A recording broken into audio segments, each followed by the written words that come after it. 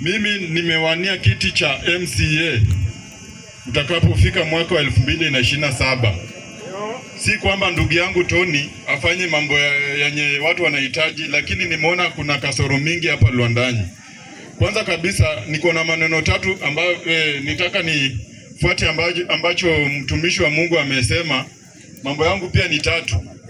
Ya kwanza kabisa nataka nilete rambirambi zangu na marafiki zangu na familia yangu kwa familia ambayo imempoteza mpendo wao, nyanya ama mama Roslyn na Sambu.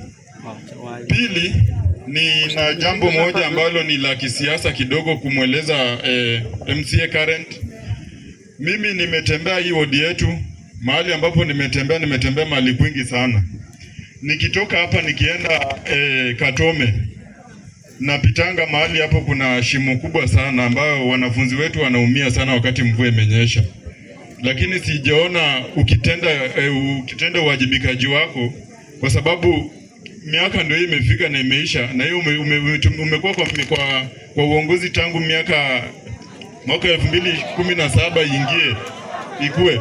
Lakini tangu hiyo mwaka 2017 sijaona kitu chochote ambacho umekifanya katika hiyo daraja ya kuvuka pale.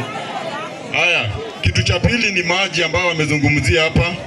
Maji katika hii wodi yetu ya Luandanyi, acha niseme maji, sisi tunashare maji na mifugo, wanyama wenye ambao tunatumia nao. Sisi ni wananchi ni wanadamu kama nyinyi. Sisi hatufurahi kusema tutam na kule juu nyinyi ndio mnakula vizuri, hapa sisi tunaumia kama wananchi. Mimi ni Gen Z, ambapo wamesema na mama hapa hivi amesema Gen Z hatuna uoga. Sisi tulizaliwa wakati demokrasia ilishakuwa. Kwa sababu ya mambo mengi sana, mambo ya tatu, nataka niongee neno la tatu. Mimi nataka niulize Mheshimiwa Tony, kila ambacho alituagiza kila kitu ambacho alituagiza kuanzia mwaka 2017 amefanya, na kila ambacho tulimwambia